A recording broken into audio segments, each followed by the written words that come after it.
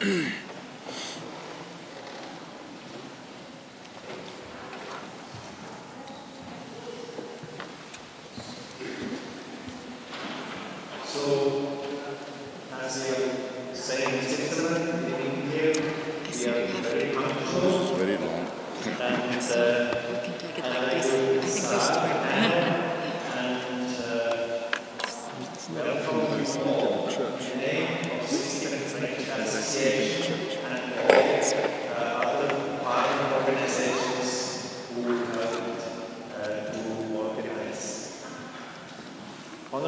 Sikyong and Swiss, President of the Tibetan government in exile, Dr. Michael van Wal, Mr. Vijay Kranti, regular Ritz, and Mr. Profati, welcome in this panel. Of course, it's an honor to have you all here, and we are very nervously looking forward to hear what will be your statements. First of all, let me give another note to the public. It is important, it's an important rule that you don't make pictures or videos from the audience. Please, if you make pictures, do it only into the front and the speakers you may make, but not from the audience. The Swiss Tibetan Association, as one of its main objectives, has stated already 40 years back to inform the Swiss public about the real conditions in Tibet under the communist Chinese suppression, to prevent misinformation about Tibet and the Tibetan people in the media through objective statements and through events like the 2 panels which we are organizing here in Bern and tomorrow in Zurich. Why is such panel important? The Western governments and media use as a given the Chinese narrative of Communist China's propaganda that Tibet has always been a part of China, or they talk about Tibet as a so-called Tibet autonomous region, which compromises only part of the historical Tibet. The latest directive of the CCP is to use Xizang instead of Tibet even. And with this word, this name, they indicate a reason for the occupation of Tibet. The name means Western Treasure Box. So we see what actually they want out of Tibet. Sorry. What are our demands to Switzerland, to the Swiss government? We want from them that to accept that Tibet was never a part of China. We expect from the official Switzerland to adjust its views on the People's Republic of China to the real situation, how it really is in the country. What this looks like in reality, we will hear today from our highly competent panel guests. I would now like to hand over the microphone to Claudia Scioli. She is a freelance communications consultant and a professional practice coach at the Zurich University of Applied Science. Mrs. Scioli will lead us through the panel evening today as a moderator. Please, Claudia. Thank you very much, Thomas Budi. Thank you very much. And ladies and gentlemen, children, I think there are a few children also. Yeah. Good evening and welcome to our panel discussion here in Bern. And welcome to our guests here on the panel. You've seen the title of this evening. It's both an assertion and it's a demand. Tibet was never part of China. And the second part, farewell to the one China policy. With our guests here on the stage, we are exploring these two statements within this evening. Because our guests bring different backgrounds and different perspectives to the table. I will introduce them to you in a moment, and I will ask them a first question at the same time. We are not, English is not our mother tongue, although for everyone here, so we will try to speak a little bit more slowly, if possible, so in order that the translation is able to follow us. Okay, my name, already mentioned, is Sikyong. I'm a lecturer in corporate communication at the TGSL Betriebliche Hochschule für angewandte Wissenschaften and freelance moderator. And I'm looking forward to our discussion today. I welcome first the Honorable Sikyong of the Central Tibetan Administration, you have been Sikyong since May of this year. Right. Before this, for 2 terms between 2008 and 2016, you were the Speaker of the Parliament of the Central Tibetan Administration. I want to ask you first a very huge question. China's invasion of Tibet happened 71 years ago. What future do you see for Tibet?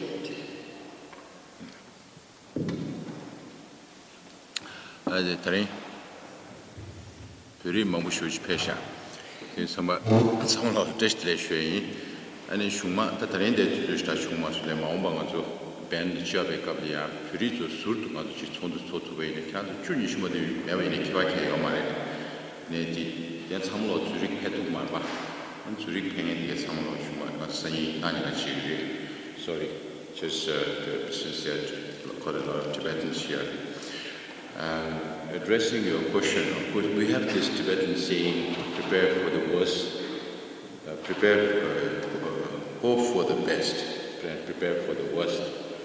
So 71 years ago, China occupied Tibet, and Michael Van Wall Van Prague is here, Vijay Kranti is also here to talk about the legal status of Tibet as an independent country. And we have been stressing to the authorities that if you agree to the one China policy, that goes against international law. I'm sure Michael will expand on this. Past is past. 70 years, we went through a lot of anguish. We went through a lot of humiliation. We suffered a lot. Our people inside Tibet suffered a lot. And there has not been enough international attention on the Tibet or support for the Tibet that yielded concrete result. Or even if 155 Tibetans have self-immolated, in the hope that the Chinese government will listen to their plight or the international community will come to their rescue, it has not yielded the result as the people who self-immolated themselves hoped for. But we remain very, very optimistic. Despite 71 years of occupation, the spirit of the Tibetans inside Tibet remains very strong. Their faith and belief in His Holiness the Dalai Lama remains very, very strong. That is why we are not defeated. We are very much there. And for future, we are committed to a non-violent solution. We are committed to a negotiated solution. We are committed to a mutually beneficial solution. Because how much ever we wish, we cannot lift Tibet out of that place and put it somewhere else. From the time this planet came into being and from the time when humans started settling on the Tibetan plateau, we have been neighbors with China, we have been neighbors with India, But of course, we had more cultural and linguistic relations with India than China. Our language came from India. Our religion also came from India. At one time in the 8th century, we must have had the world's biggest transliteration house. So we translated everything from Sanskrit to Tibetan language. And that is why we have a very long heritage and a very valuable heritage that has the potential to spread more peace and compassion in this world, which is very necessary today. That is why His Holiness, as a Buddhist also, we cannot go against the principle of non-violence. So we follow non-violence and we remain committed to that. And we will definitely try to reach out to the Chinese government, because unless China breaks up as Russia did and more other opportunities arises, it's a reality that the Tibet issue can be resolved only by talking with the Chinese government. So despite the fact that Tibet was independent, now we are asking not for separation, as much as His Holiness recites, saying that we are asking for autonomy through the middle way approach. China keeps calling His Holiness Dalai Lama as a separatist. So you really don't know whether China wants Tibet to be separated from China, or His Holiness is seeking separation from China, or the Central Tibetan administration is seeking separation from China. It depends on the Chinese government what they want to do. But in the meantime, until such a lasting solution is found, we will be refocusing and reorienting our efforts in understanding the reality of the situation inside Tibet, and then increase our international efforts and advocacy to reach out to governments as much as possible. Today morning, I had some meetings with relevant authorities of the Swiss government, and we also had a meeting with the Interparliamentary Friends of Tibet in the Bundesgas here in Bern. This is my first visit to Bern, and it was quite productive. And I have not shied away from saying what I need to tell the relevant authorities about what we feel about the Swiss government's relationship with China. It's not enough that Swiss is free. It's not enough that Swiss people are rich. You have too much money and then you only focus on money, money, money, money. Just like what China is doing, because China also thinks that solution to every problem is through development, not really understanding the aspiration of the Tibetan people in our efforts to preserve our language, our culture, our religion, and our way of life, and more particularly Tibet's environment. You have the Alps here. We have bigger Alps in the Himalayas. We call ourselves the land surrounded by snow mountains. Westerners started calling Tibet as the roof of the world. Asians call Tibet as the water tower of Asia, because all the major rivers in the Asian subcontinent flow from Tibet, originate from Tibet, and today Chinese environmental scientists call Tibet as the third pole because of the amount of glaciers and permafrost that feeds all these major rivers in Asia. So environment is not a political issue. So also I say human rights is also not a political issue.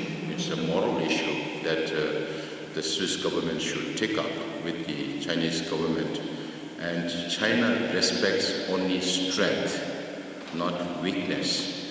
And the reason why China tried to reach out to Switzerland, not the other European countries, because they're trying to find a foothold in the European sphere.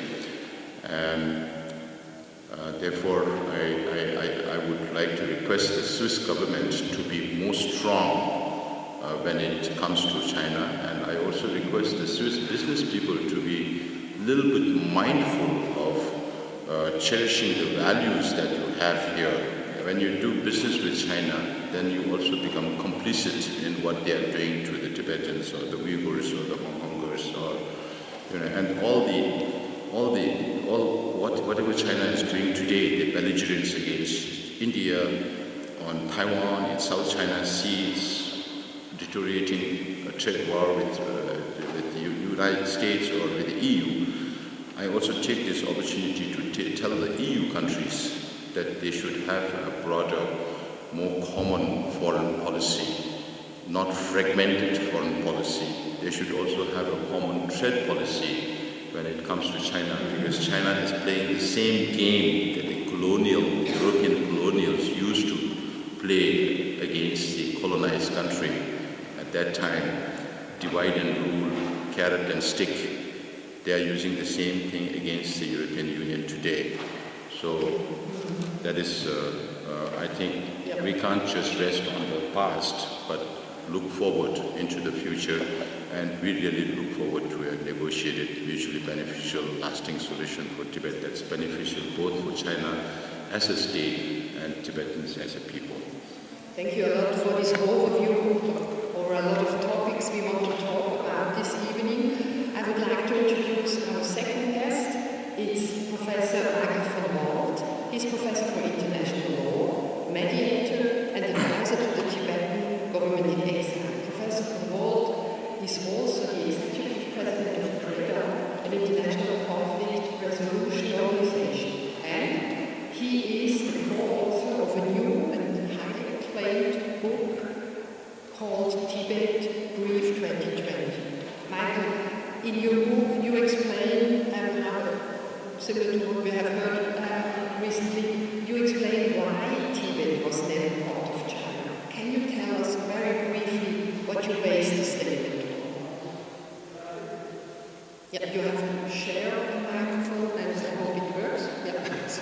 Thank you very much, and thank you for inviting me here. It's working, is it? Yes. Not working? It is working. It is. All right. I'm just not used to sitting in a church.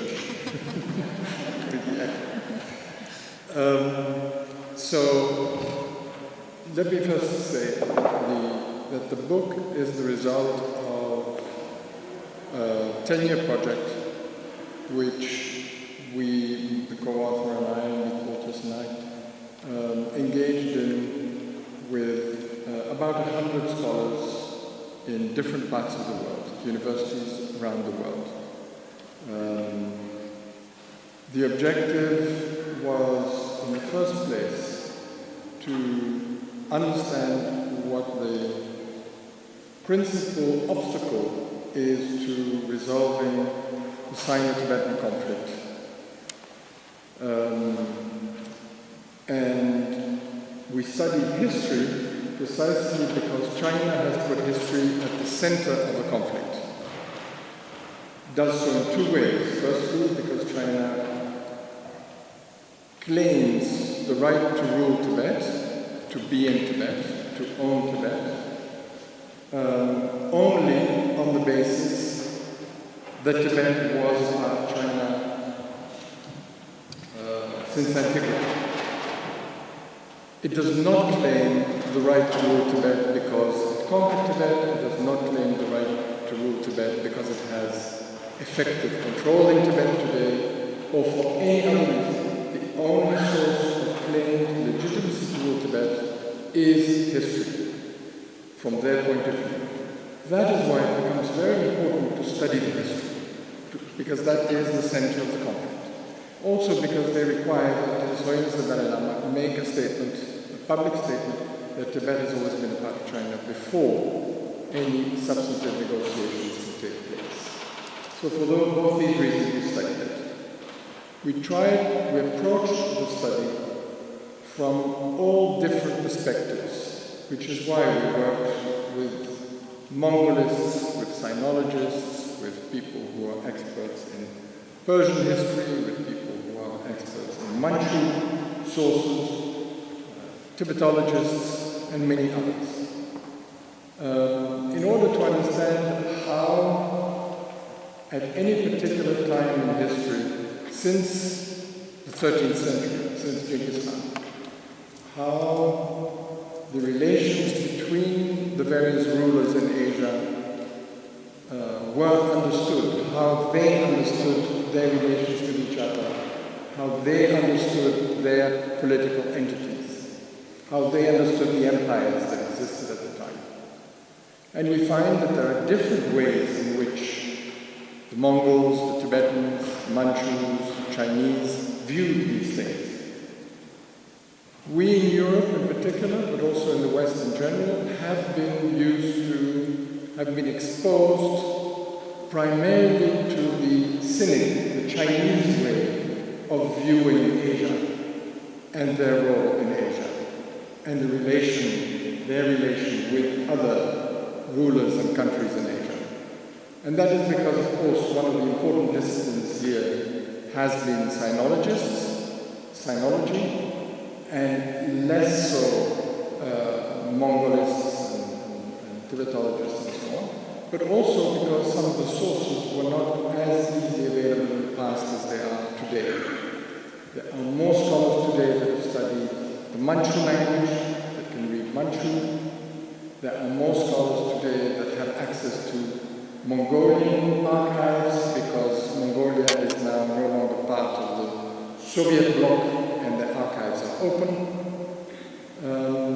and so forth. And so the result is that we're getting a very different understanding now after this study of the place of Tibet in Asia and its relations with others. And to just say that the principal conclusion that we reached is that Tibet was in fact never at any point in history a part of China. Now, this does not mean that Tibet did not have relations with the Mongols. It does not mean it did not have relations with the Manchus. It does not mean that there weren't dependency or interdependency relations between rulers, Tibetans and other rulers. In fact, there were, especially with the Mongols, also with the Manchus. But there is a very clear distinction between the relations that the Mongols had with the Tibetans and the authority that they may have exercised in Tibet, and the authority and relations that existed between the Manchus and the Tibetans and China. These relations did not make Tibet part of China.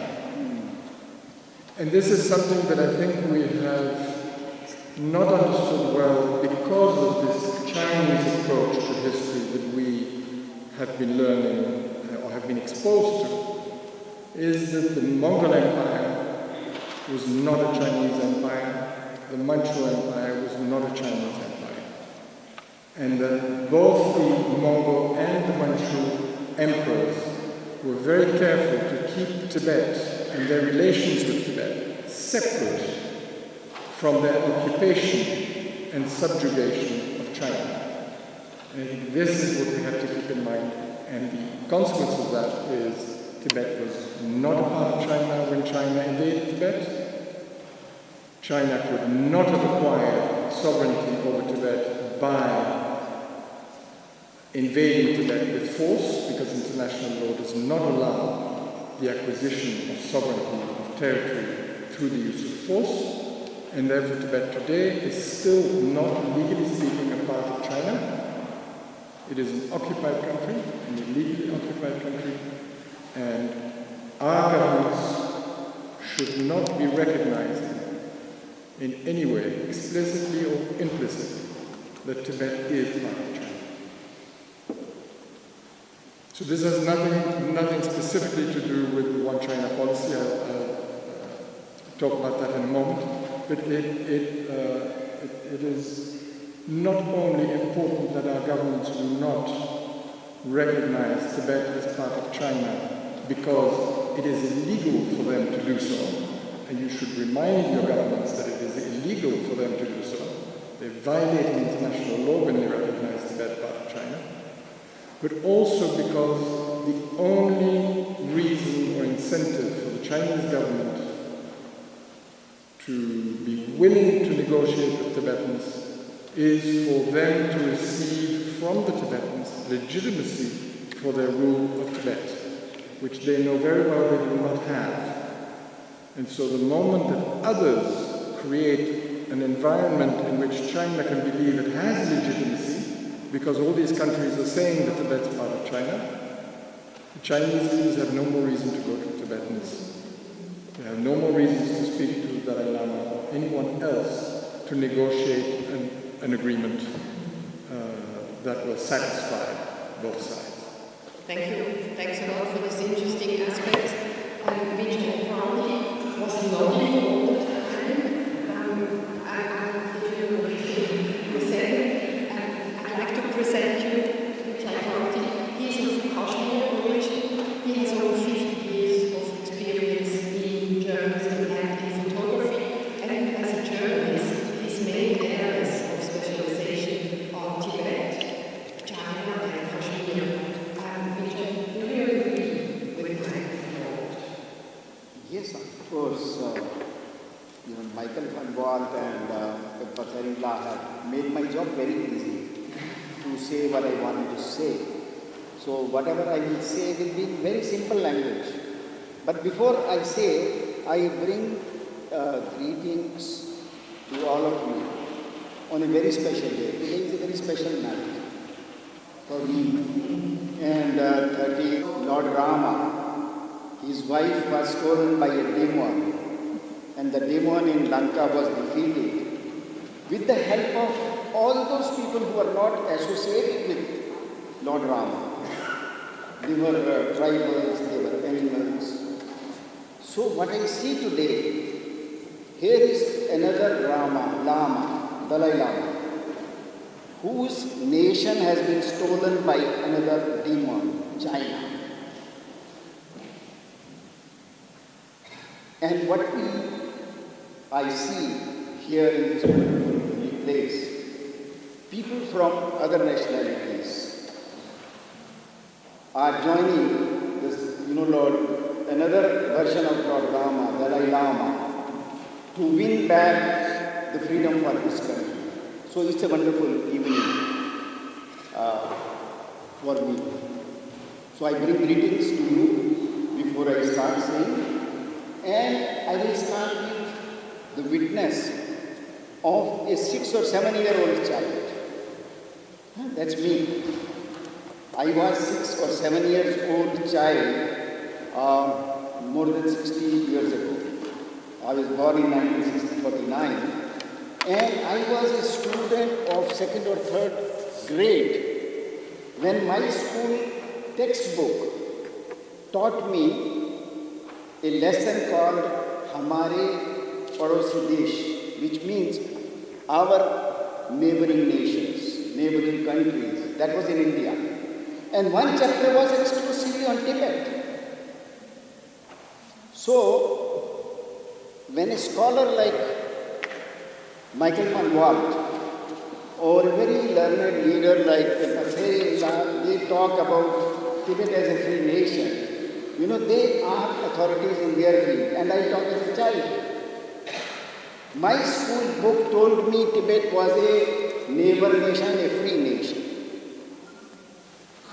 which is itself not a small witness, because Tibet was always a free nation, a very peaceful neighbor of India. We have a common border with Tibet from Ladakh via Himachal Pradesh and Nepal, Bhutan, Sikkim and Arunachal Pradesh. This length is 4,000 plus kilometers. In our history, not even on 1 inch of this border, not even for one day in the history over last 100, 500, 1,000, 2,000, 300, 3,000 years, China was never on that side. It was always Tibet. And we had cultural relations. My forefathers would walk into Tibet without passport, without visa, and go to Mount Kailash to pay obedience to Lord Shiva. The Tibetans would walk free, without any passport, without any visa, all along Indian borders to India to pay obedience to Lord Buddha, to visit Sarnath, to visit all other Kushinagar and every place. So for me, Tibet has been always a free country. Tibet has never been a part of China. When I see history, Tibet had its own national flag, it had its own national currency, it had its own postal stamps which we used to deal with Tibet as Indians. And not on this 4,000 kilometer long border. I don't think we had policemen or army more than 100 people all along. It was a peaceful, brotherly area. So when we talk of legal issues, to me it appears that those legal issues stand on their own feet on one point. And witness of a 5 or 6 years or 7 years old child stand on another. So for me, Tibet has been always a part of, always an independent nation, a part of peaceful neighbor to India, Nepal, Bhutan, etc. When I see as a journalist, I try to see the history of when China says one China policy. I go to the history which was visible to you and all of us. We are not going to old days of, the Manchurian, what you call the Mongol or other rulers. We see just last century, in 1912, today's China was a different China. It was a very small on the map. I could have shown you if we had a projector. I studied it. And if at all there was other China, it was divided into British China, French China, Portuguese China, German China, Japanese China. And Tibet's and China's neighbors who were the countries? Tibet, East Turkestan, Mongolia. India was never a neighbor of China. So today when they claim it is one China and they say one China policy, I can only laugh at it. I am shocked at it. So in 1912, Sun Yat-sen was the first who created Republic of China. And then Chiang Kai-shek replaced him through his own violence. And then what he did first time? He occupied South Mongolia in 1990. South Mongolia became a part of China in 1919. China expanded to that. And then other colonies were also included. In 1935, Manchuria was invaded and occupied by China. It became a part of China. What you call Manchurian food these days as Chinese. It is something funny. It is not Chinese. Manchurian people who have lost their culture, who have lost their identity, who have lost their language, occupied by China, Han Chinese. In 1946, Chiang Kai-shek occupied East Turkestan and Republic of China became big. In 1949, when he came, Mao Zedong, when the Uyghur people, the Uzbekis or the other people, they were fighting against the Chinese occupation. Mao Zedong, as a very great comrade, said, hey, why we should not fight? We are friends, we are brothers, we belong to the same family, let us talk. So poor Uyghurs agreed to talk. So Mao Zedong organized an aeroplane with the help of Soviet Union, Stalin and others. And all these were Uyghur leaders who were very simple people, who were very fascinated by seeing an aeroplane. So they boarded that aeroplane to talk to Mao Zedong. And that aeroplane has not yet arrived there. The plane exploded on the way. And the entire leadership of East Turkestan, the Uyghurs, was blasted in one go. So you can imagine the culture of dialogue of communists. So when they talk of one China policy, and in 1951, Mao came, 49 Mao had come to power, and he occupied Tibet. And China became a huge People's Republic of China. With the new neighbor as India, Nepal, Sikkim, Bhutan as new neighbors. So when they talk of one China policy, I laugh at them, I feel pity about them for their lives. I would like you to go on with So my explanation about one China policy. Because we have two other guests I would like to introduce to you. We have our next guest, Regula Ritz. She is a national councillor for the Swiss Green Party. We have heard a lot about demands. For the Swiss government concerning Tibet, you are also representative of the parliamentary group Tibet. What are your goals in this group? And what are you doing here with these demands, for example, of Sikyong and Swiss? Yeah, thank you for the invitation. It is a great honor for me to participate at the first visit of Honorable Sikyong on the Central Tibetan Administration, Penpat Sering here in Bern. I'm so happy to discuss a topic with you which is very important for me because, as you told, I'm a member of this parliamentary group on Tibet. And we're working on two different levels. The first level is that we are in permanent dialogue with the Tibetan community here in Switzerland, and it is a very large community, one of the largest in Europe. So we are every day we are discussing together, also especially about the very dangerous and difficult situation in Tibet.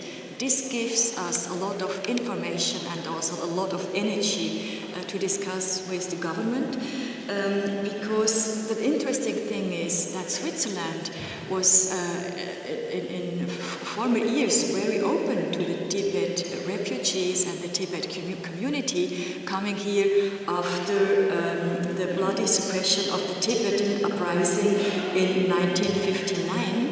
Switzerland was one of the first countries opening the borders for Tibetan refugees. And what is for me very interesting is that Tibetans they became to a very important part of our culture and religion in our diverse society in Switzerland, with a lot of sympathy of the civil society. And civil society in Switzerland, for them, this Tibet is not a country, is a free country, or is not a free country, but an independent country occupied by a superpower. And that's the mentality here, and it's completely different to what our government does and thinks. And this is, for me, it's an interesting gap also, this between the population and the government in this question on Tibet. Tibet is not a part of China for most of people here living in Switzerland, because they are speaking to you every day, they are working with you every day, and they see also the sufferance of your relatives and friends that stayed in Tibet and they cannot be here. And what we do in the second level is to make pressure to the government. Our parliamentary group is very an interesting group because there are deputies of all the parties represented in parliament, and we're always talking with the foreign minister. It was about 70. I have a list here. Thomas made me a list. In the last 14 years, there was more than 70 questions, demands, initiatives which we gave to the government to ask the government to respect the human rights policy, to not do a foreign policy which only is focused on the economic things, because the foreign politic in Switzerland is not a foreign politic, it's a foreign trade politic. And with this free trade agreement, the first country in Europe having a free trade agreement with China, it is completely clear that Swiss companies, Swiss banks, they wanted to have an advantage to other companies in other countries in Europe to have a special relation to the Chinese markets, which are very large. And this is what we don't accept. For us, it is clear Switzerland has always had a tradition on humanity. It is the founding state of the Red Cross. We have in Geneva, we have the High Commissionary for refugees, but also for human rights, and a country which has really this history and also this mentality that for us it is an important think that we are a part of a world living in freedom together with respect to human rights.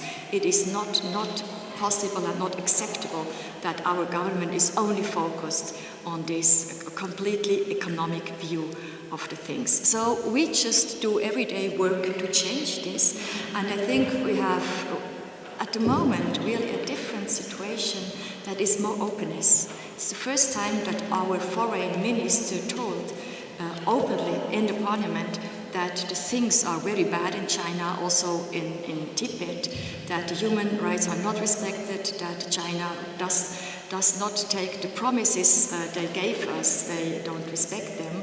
And it's the first time that our government told that maybe they would think about being represented at opening of the Olympic Winter Games in China next year.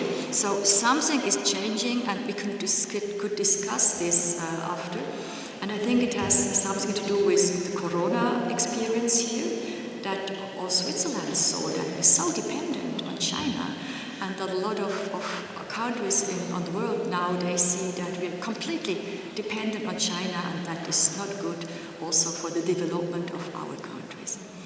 Yes, I hope we will be able to talk about these economic dependencies in Switzerland, or which Switzerland thinks to have from China, and also about this shift in opinion we have in Switzerland. But first, I would like to introduce to you Rolf Bacchi, our next guest. He's an author, a publisher, and author who are nodding all the time. I've seen it. So I think we agree with each other here on the stage. But Rolf Bacchi lived on the island of Taiwan for several years. He learned Chinese there, and his wife is Taiwanese, so he knows the region. And I would like to ask you, Rolf, this we see here, Freiheit, Freedom for Tibet, gegen das Vergessen, we shall not forget Tibet, but I have a little bit the impression, we have a lot of coverage about the People's Republic of China in the Swiss and European media in the moment. We have also a lot of critical media reports in Switzerland, but Tibet seems to have disappeared from the media spotlight. There's nothing about Tibet. Why is this so? Yes. I 100% agree with the goal of this conference here, because there's not only one China, there are two Chinas. First is People's Republic of China and Mainland, and the second one is the Republic of China and Taiwan. I lived there from 1980 to 1995, and when my wife lived and we settled down, we were just in the eye of the storm of democratization of this country. When we went there this year, the martial law was lifted, existed from 1948 to 1987. President Jiang was one of the sons of President Chiang Kai-shek before. He wanted to open the country. They started even sooner. 1975-76, they allowed candidates to participate in local elections, the so-called Dangwai, Dang's political party, one means outside the world, outside the Nationalist Party. And this was the base of the later opposition. Then, half a year later, Jiang died. The then he became the first president, was born in Taiwan. And in this year also, the political reforms they continued. Then we came to 1989, which we all know there was the massacre of Tiananmen in Beijing, which destroyed the democratic movement. At the same time, in Taiwan, we had also a student democratic movement. And what happened to them? They were received by President Li Tenghui. The main goal was that the officers of the army, they had to go out of the campuses of the universities and high schools. And President Li Tenghui and the government, they agreed read. They didn't like that. So we see the difference. I think 1989 was a very important year because in Taiwan, democratization went. But in China, every political reform was dead until now. And afterwards, 1991, there were also some other laws, rest of the abortion laws also lifted. In the year of 2000, with Chancery, it was the first time that an opposition politician, the Democratic Progressive Party, DPP, was elected president. So why am I telling you this? Because for me it's very, very strange that we in Switzerland, we have a democratic country, we have all the liberties, but our government always wants to have a good relationship and to get friends with Beijing and China. Indeed, we don't have any diplomatic ties with Taiwan. Why is that so? And that's also one of my goals. I think we should here in Switzerland, also the people like me and all the Swiss should be aware of the democratization time in Taiwan, because the Chinese government in Beijing is always saying democracy is not a Chinese idea, it's only a Western idea. But in Taiwan, they live now 30 years with the democratic system in the country. And I think the goal that we have to finish with one China policy is very, very important. Thank you for these comments. But why do we have so few media coverage about Tibet? Michael, do you have an idea too? Is it a lack of information coming from Tibet, or is it the control of the Chinese propaganda, or why do we have so few?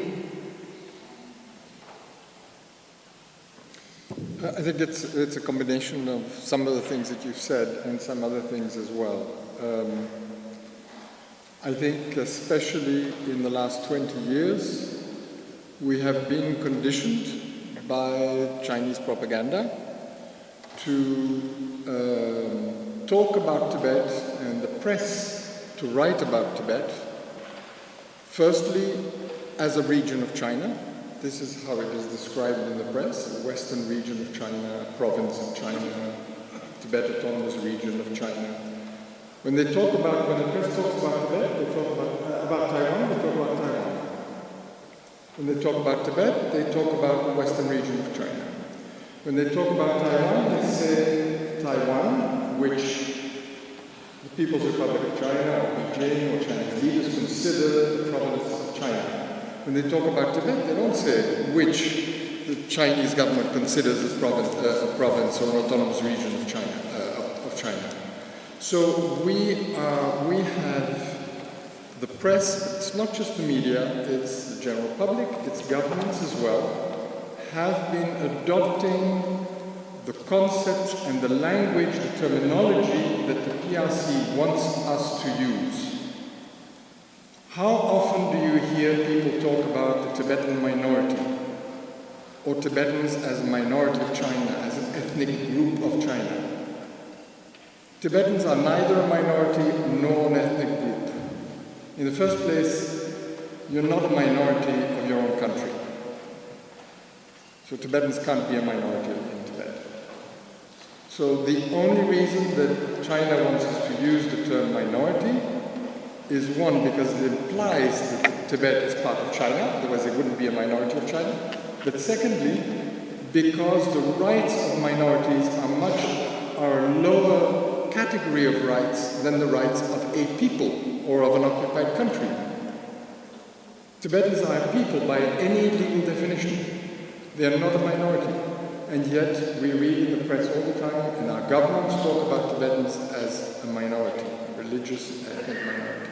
This has to stop, because it is a ploy that China uses. To some extent, it's the same with the One China policy.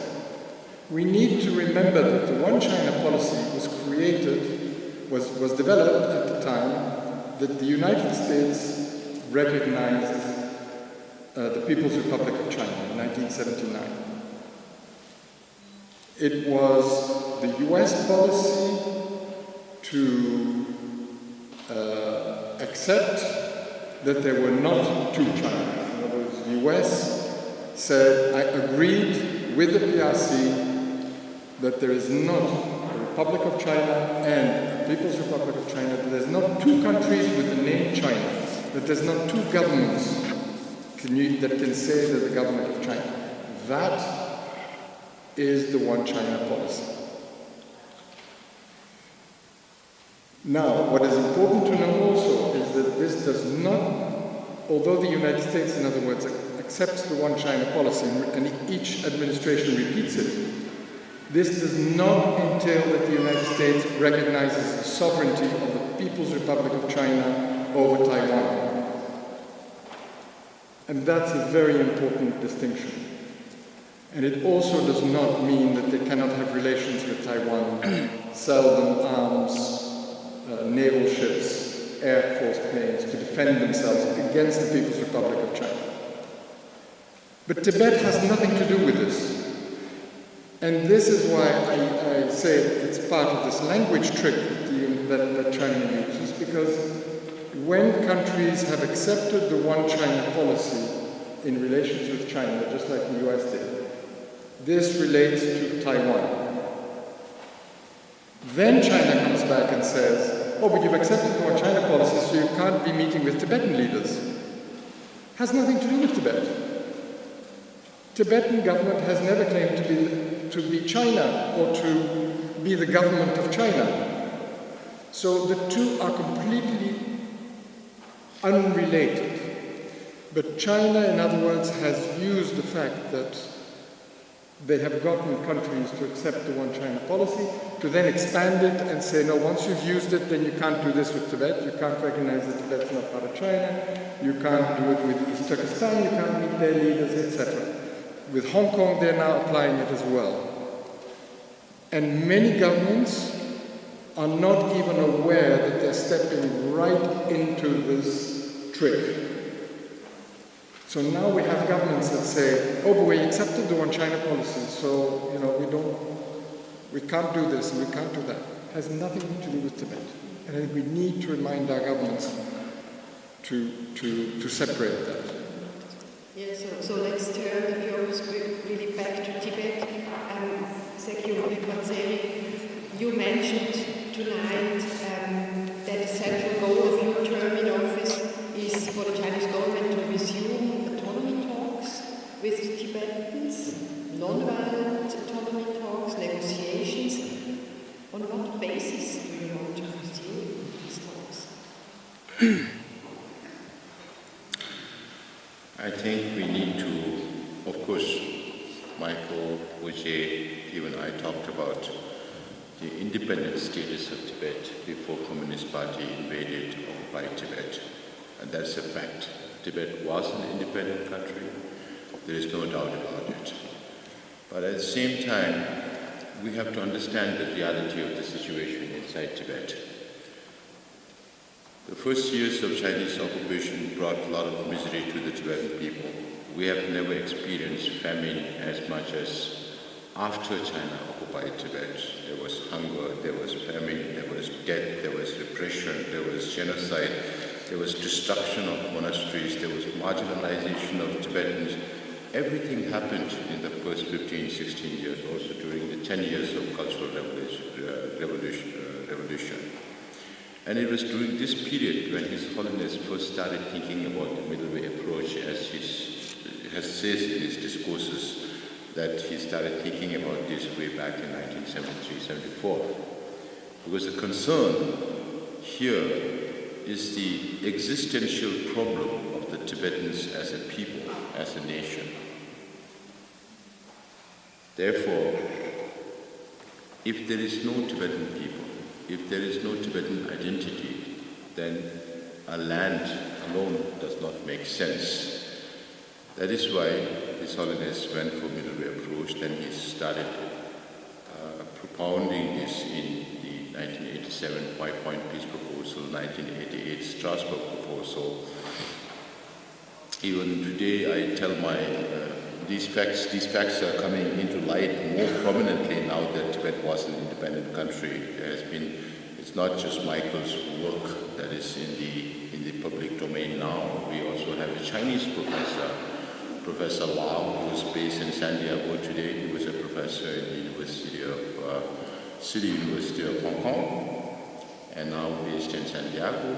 And he had also written a book, and he's quite old, as he tells us that he wants to start from the nearest time, the Manchus. And he refers all his sources to the Chinese imperial records. Chinese imperial records never ever recognized Tibet as part of China. But despite all these facts, I tell our Tibetan friends, of course we have Tibetans within particularly the younger generation of Tibetans who believe that we should fight for independence. But the problem is, I also tell them, another 20, 30 years down the line, forget about independence, even autonomy may not make sense.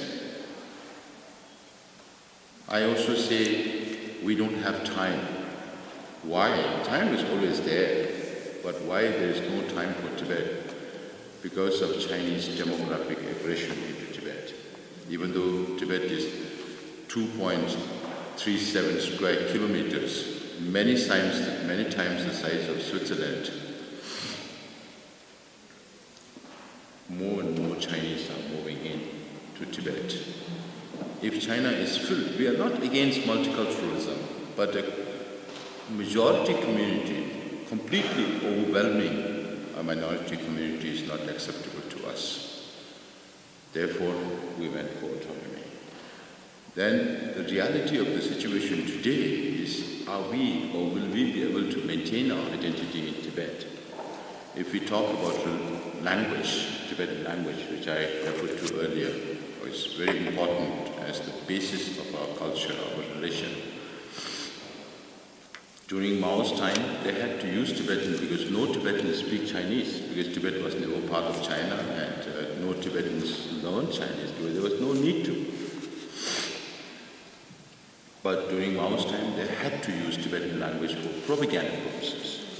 After Mao's death, after the end of Cultural Revolution, after the Panchen Rinpoche was released, then there was little freedom in Tibet in the 80s. And Panchen Rinpoche played a very crucial and significant role in bringing back the value of Tibetan language, bringing back the value of Tibetan culture and Buddhism. But unfortunately, he had a very untimely death. And many of us feel that he has been poisoned to death, even though there's no proof, there's no post-mortem, there's no autopsy done on his body.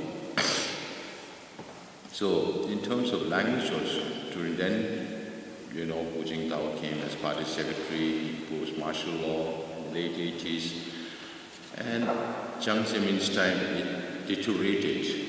The situation deteriorated, and they started calling His Holiness monks in wolves' clothing. That was the state of affairs. When Hu Jintao came as president in early part of this century, then they were talking about bilingualism, teaching both Tibetan and Chinese. Now, today, in Xi Jinping's time, they start teaching Tibetan from the Montessori stage.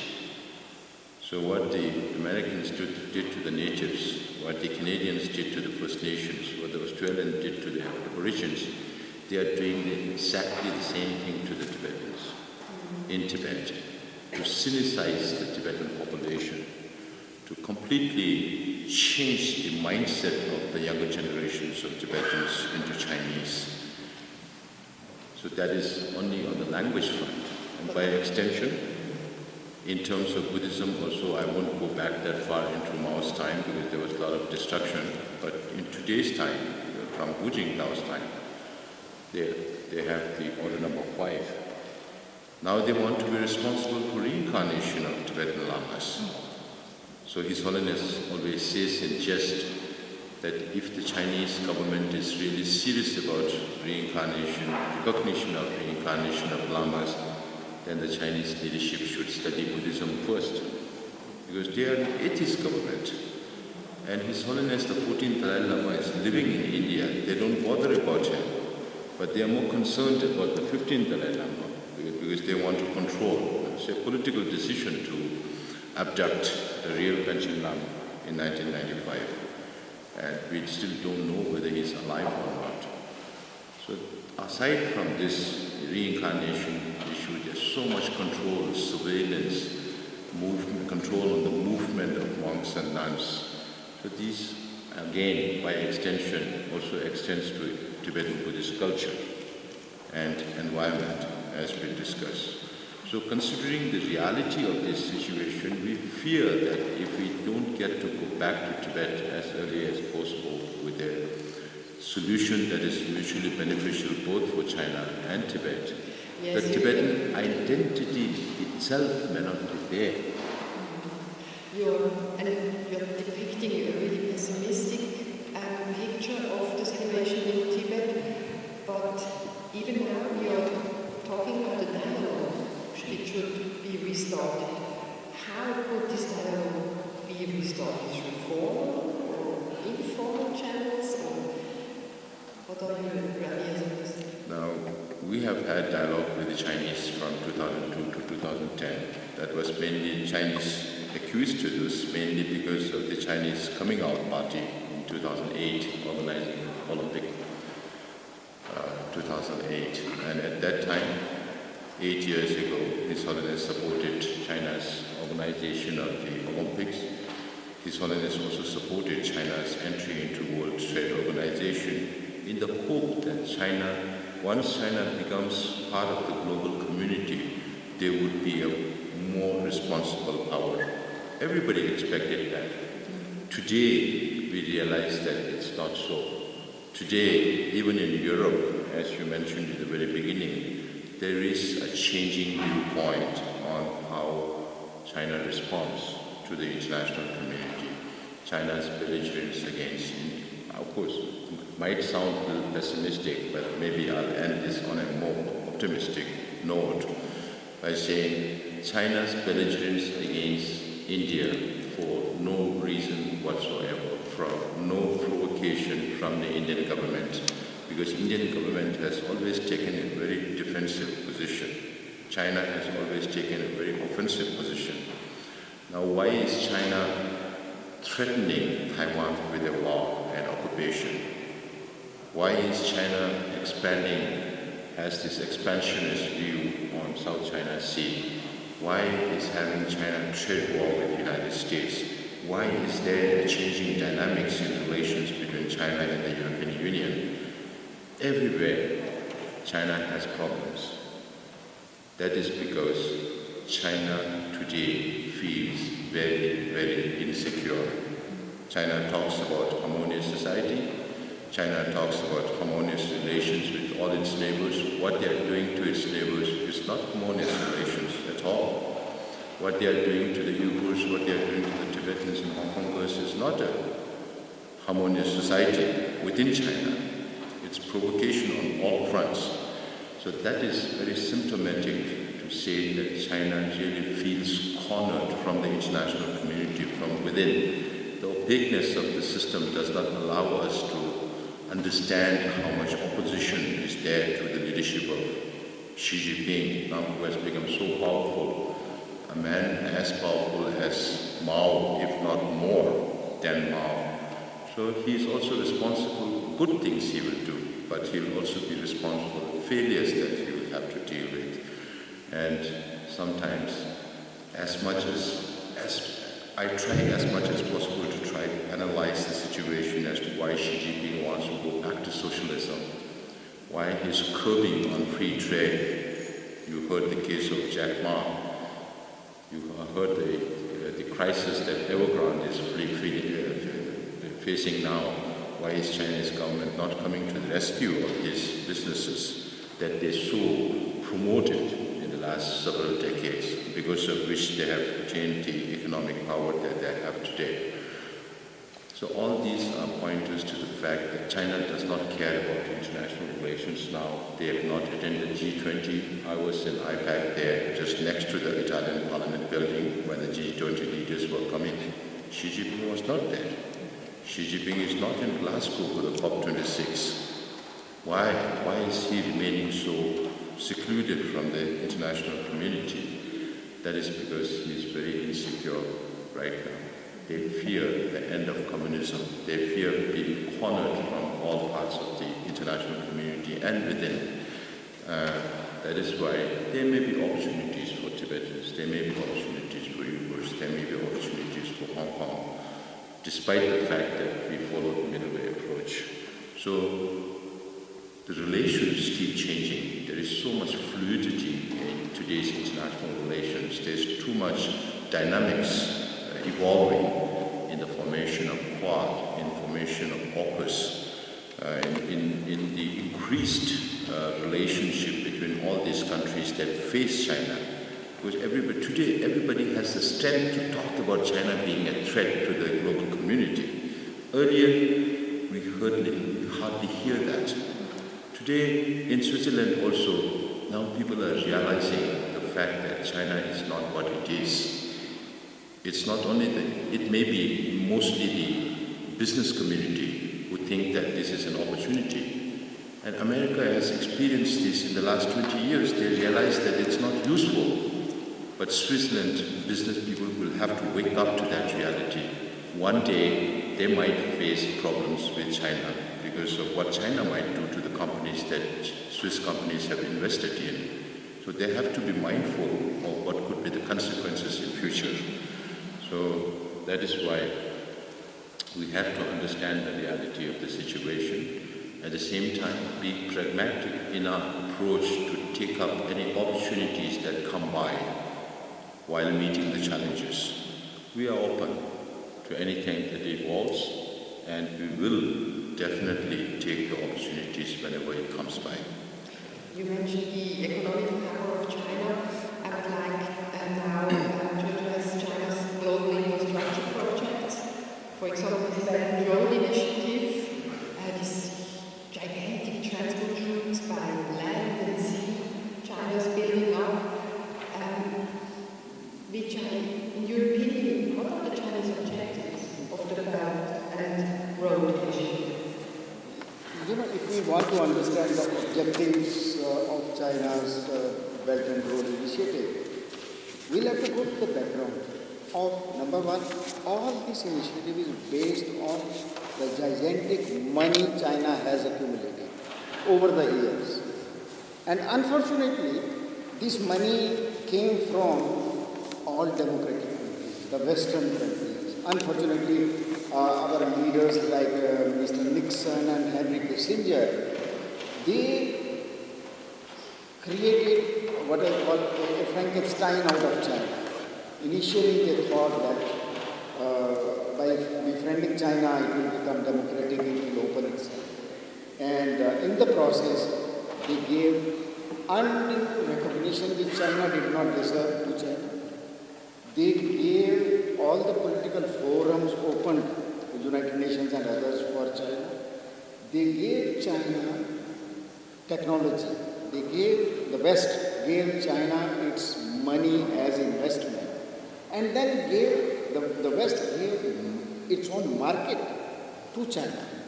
The result was the money started flowing to China, and today China has such a huge, gigantic amount of money that they are using it against the same West, against the same democratic world.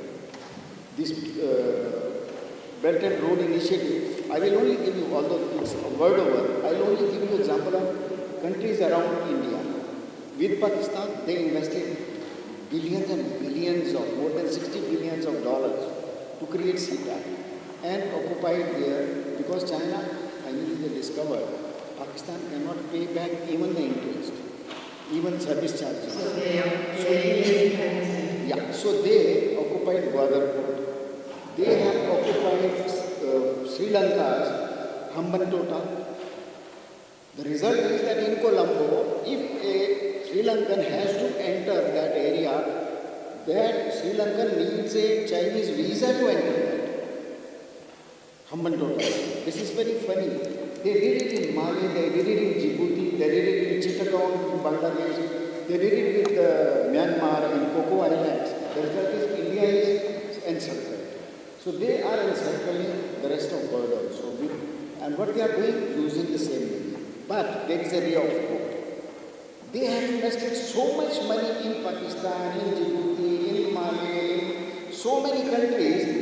These poor countries are now able to pay back. So they are failing. And now they are understanding. In Africa, they are understanding the game of China. So they are not paying back. They have stopped their projects with China. And today China is discovering their trillions of money is blocked in these countries. The West should understand, the democratic countries should understand this position of China. This BRI, which they were trying to use as what they call necklace of pearls necklace, against the democratic world.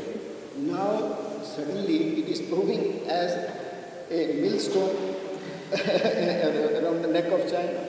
The world should understand, the government of Switzerland should understand, Germany should understand, America, Britain, France, all of them should understand that China is using their money to sabotage democracy across the world, to occupy the system, the United Nations, etc. So I think the world should realize the reality of this Belt and Road Initiative and the way China has landed itself into trouble. The democratic world should understand and explain. But I have the impression, you also mentioned it, Nicola, that people, at least in Switzerland, are becoming more critical. Also in Germany, there's discussion around this Confucius Institute. Recently, I think there has been criticism of partnerships, for example, in Switzerland, between Swiss and Chinese towns. There has been criticism of projects such as China Garden in Zurich. What would you say, Nicola? Has there been a shift in opinion here, also a shift in opinion concerning the economic dependencies? Yes, I'm sure that it is like that, because I think the last years have really been an eye-opener for a lot of Western countries, what happens with China. And you asked before, what can Tibet do, or also the exiled government of Tibet, to change the things. I think you cannot do it alone. You need the support of all the Western countries and the other countries, which see that this is not a situation of development, our world community in a good way, but it is this is not a business, and it's not a business case that you can have with China. It is something like a world power that wants to dominate the global rules of the game, and not of the basics, not on the basics of universalistic and humanitarian values, but with authoritarian means and economic dominance. And people feel that this is not good and it is a danger. And in Switzerland we have the possibility now, democracy, to have popular vote. And it was really a mistake that our government, they refused to put this free trade agreement they made with China to a popular vote, because I am sure that there would have been no agreement with this form of completely economic-based policy, and that the Swiss people, the normal people, they would have said no to this special treatment with China. And at the moment in Switzerland, there are really two different positions. There is the position of the government, which is very strongly under pressure also for economic interests. Companies, banks, Swiss banks, they want to invest in China. And this is also very interesting that Switzerland was one of the first countries signing a memorandum of understanding with China because of this Belt and Road initiative. At the beginning, they tried to put in some ideas about human rights should be respected and ethnic minorities should be respected, but China refused, and our ministers signed nevertheless. So We have this memorandum of understanding. That means that this is intense work for Chinese and Swiss economic organizations together. But there is a lot of critique against this in the parliament and also in the society, in the civil society. And what is really interesting, that Swiss government now was forced to make a China strategy, 21 to 24, and it's really the first time that our foreign minister, I think you met him today, he told openly that things are bad with China. They don't respect the human rights, they don't respect in the dialogue all they had promised to be respected, and this was a little bit this strategy to have Wandel durch Handel, change through trade, and it doesn't work, and everyone sees it here. So it was the first time that our foreign minister told that we have really, they observed a lot of pressure, observance of not respecting of human rights, and this for me, this is really the beginning of change. And now is the question, what can we do?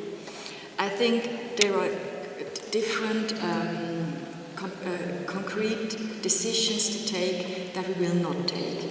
One of the wishes of the Swiss bank and the global companies in Switzerland was to enlarge the free trade agreement and to have a reneglectation and to have more possibilities for them to have priority exchange. And if this would be made, I'm sure there would be a no in the parliament, and it would be a public votation about this, and it would never be agreed. And the second thing is, if this Belt and Road Initiative, if it needs really decisions from the parliament to invest money, for instance, or to change laws, there will be a no. So it is really a change, and it is a change because of a fear in Switzerland and all the other countries that we will lose our freedom to this Chinese dominance, and that we will lose the working places here in Switzerland because everything is going to China, and this importation of Chinese products are always, every year there is more. I mean, with this Belt and Road Initiative, there will be more importation of Chinese product in Switzerland, so there will be less possibilities for people earning their life here. And I think this is the moment really to show who has which interest and to change this really very naive politic of the Swiss government according to China. You're speaking about naivete, and I would like to wrap up a little bit because we now have heard a lot of information from our guests. We jumped around a little bit, we touched different topics, but I think you in the audience, you have questions also. You now have the opportunity to ask your questions directly to the panel. There is a microphone that you can use. I think once you raise your hand, Thomas will bring the microphone over to you. He will hold the microphone for you, so you don't have to concern yourself with passing it back and forth. I don't know who wants to ask a question. You can direct your question to a specific panel member or the whole panel, so they can respond to your question. Is there any questions? Are you overwhelmed by all this? Freezing. Arguments? Freezing. First question is always difficult, and then Yeah, we should have an icebreaker question. Yes, please. Ice is good. I try to break the ice. We were talking mainly about international relations, about relations between Europe, the whole world, and China and Tibet. But what about the Tibetan community? I think we should also address this issue because I think the most important to get some results is the Tibetan people. And I think in the last weeks and months, there was a big lack of trust and unity. I remember about the events that happened in Gaza, in the 17th Parliament, when people didn't want to take part, people didn't want to take an oath. I remember also a big resistance against you, Sikyong. And I have a question for you, Sikyong. Mrs. Sikyong, I don't know how to address your title. How do you explain this mistrust and this accountability as the first question, and what you intend to do against this? I think unity is really one of the most important things in your fight against China.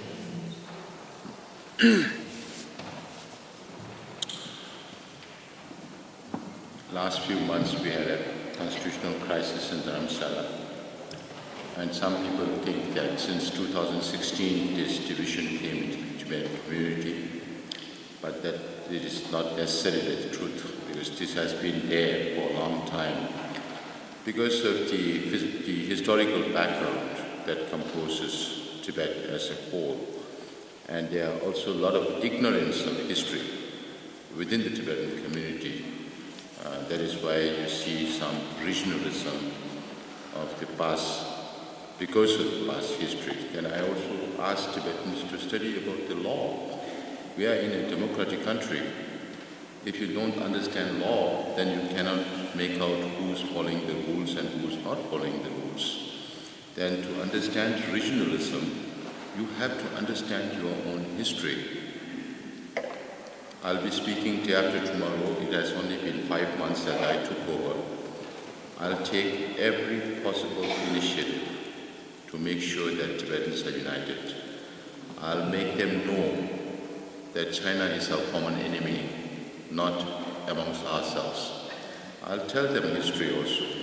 I'll give them the factual information about how we need to move forward. So, just words are not enough. I'll show it to them, to our people, through our deeds. So the last 5 months, if you had also watched the Tibetan community about the division, you must have also seen how people come to receive us at every place that we go. That is also symbolic of where the community is going. So even if there is a remnant of division, I've been running around like a man chased by a mad dog in the last 5 months to prove that we can do work despite the differences. There will be differences because it's a democratic setup. We don't expect every Tibetan to speak the same voice. But this is democracy. But then even democracy, you have rights and responsibilities. Even if you have dissenting voices also, it should be reasonable, should be logical, not based on emotional things. So these things will make, I'm reaching out already. I've been to Ladakh area for 8.5 days. I've been to Kalimpong, Gangtok, Darjeeling, but I don't see any questions up from the public about these divisions. We keep talking about our work. We keep doing our work. And people who create division don't even know me. Some have even not seen me physically. So let us judge my work, not my dresses. People are talking about my dress more than my work. So frivolity has gained prominence, not the essence of what we should be doing. Don't worry, this is amongst ourselves. I've been a member for 20 years. I've been Speaker of the Parliament for 7.5 years. Don't worry, I'll handle that. The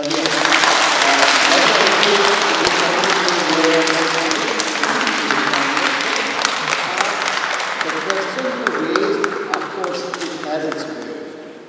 I am a part of and an observer of Tibetan development of democracy for the past 50 years.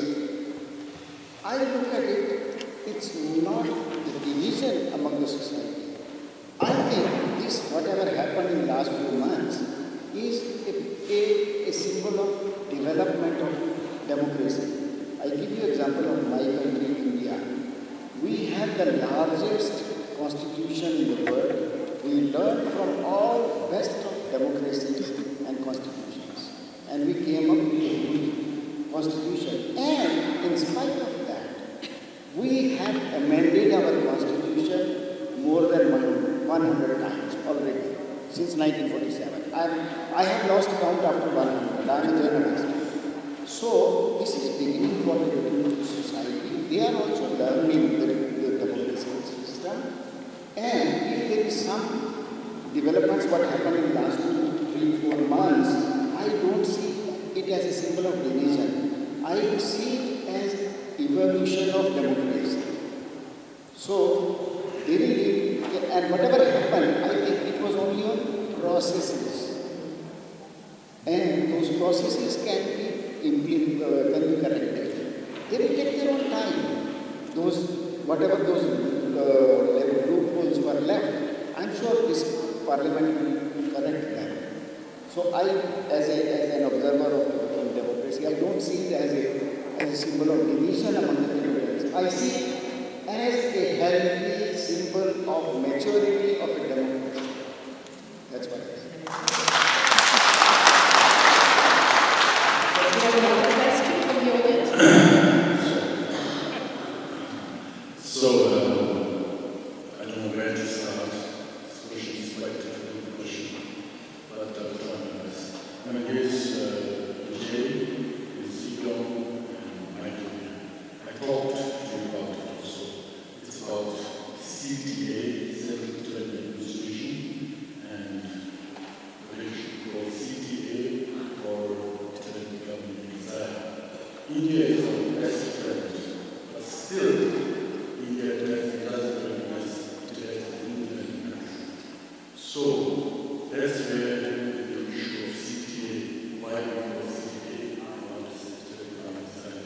I think now in the last 2.5 years, more than 70% of Indians, they regard China as the main enemy of India, which is like unprecedented in the last 67 years. So now, Hong Kong, Taiwan was known as the Republic of China. As soon as we stopped speaking, Taiwan rubbed away the word Republic and said it's Taiwan, not Republic of China, Taiwan. So now, as Sikyong, I think it's so important that this is such a great chance for Tibetans that we recognize as a political revolution, not just as a guest of India. As a guest of India, we can anytime, but we can lose 70% of Indians now who never before they had known that China was a revolution. Now we are exposed China's brutality and policies. Now I think it's much more simple to ask also questions to Michael and to you also. That it is so essential that we change the name of Central Tibetan Administration to Tibetan Government Exile, because Tibetan Government Exile represents the people of Tibet, not just the Tibetan Government Exile, Tibetan outside. So what is your plan next? Are you ready to change CTA to Tibetan Government Exile? Many Christians they say Tibetan Government Exile. Our own government still insists for CTA because we want to please the Tibetan government so that the government will have less power. In that way, that's better. So what's your plan? Would you like to start answering, Professor? Yes, go ahead. No, we have gone through a lot of discourses on this issue, and we also had a special meeting whereby after that we took this position. We had many issues with the government of India also from the time we came into exile. There are many Tibetans who don't know the history of how we established ourselves, what are the difficulties that we faced in establishing ourselves. Just to have this bureau of His Holiness the Dalai Lama in Delhi, if you listen to the people who first started this, who worked in this, because there we put this board of Office of Tibet, and then there were objections. It's an old issue. It was like from the Nehru time. Now I'm just saying that things are changing, and we need to really also. I'll just keep it to one sentence. I'll just keep it to one. I'll just keep it to one sentence. I'll just keep it to one sentence. Why are we speaking about this government need to change this one China policy? It is in that direction. Do you want to? On this subject, or? Yeah, on the subject? Or No, on the subject. I think I would like to hear from the Just as a concluding, some concluding things that I'd like you to take home is what we're talking about is not a human rights issue. Tibet is not a minority issue, and you have to tell your government that, and by that I mean the Swiss government, that they have to stop referring to Tibetans as ethnic minority, any kind of minority. Tell your press friends they have to stop using minority. You yourselves have to be careful about the wording, the words that you use. It's a conflict in need of resolution. And unless we talk about it as a conflict, we don't understand that what we're waiting for is a resolution. And a resolution can only come if the international community plays its role. International community doesn't feel the need to play a role to resolve a minority issue. It does feel the need to help resolve a conflict between countries. And that's what we have to convey. That's what we have to convey with the language that we use, with the way we talk about Tibet and China. So thank you. And just one comment. Just one sentence. Handel actually has worked in the reverse. We are now being conditioned by China and not the other way around. Okay, yeah. Thank you.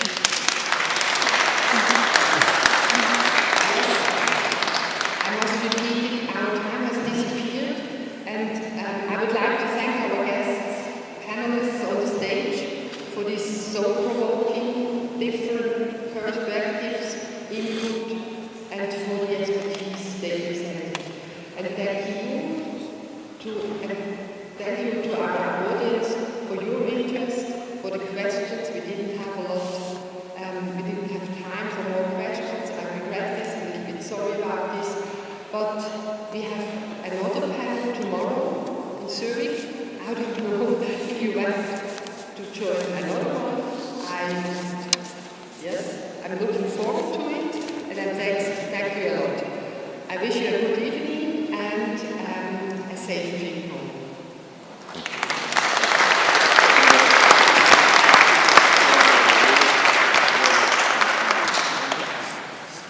Thank you.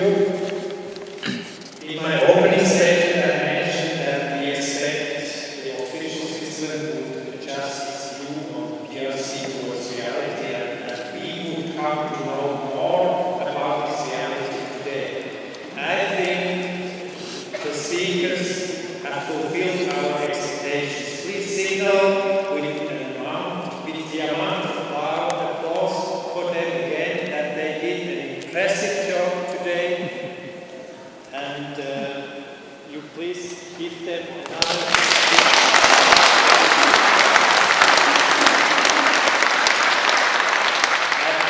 At the end, I want to tell you that exit door on the left side to the exit, there is an information table with Michael's book, for example, and from our friend Vijay, who is an artistic photographer.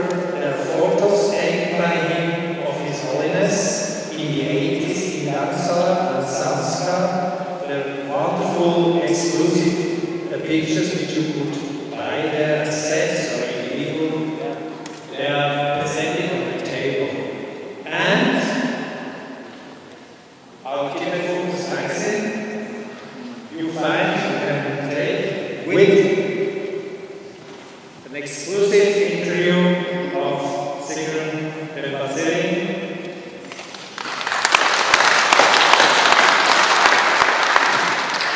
Of course, like as usual in such events, near the exit door there is a donation box, and if you pass there, you make this box happy by filling it up with something. Now we will hand over the traditional kada to the speakers.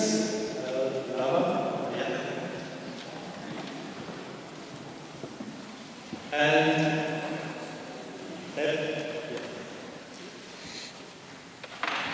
everybody together.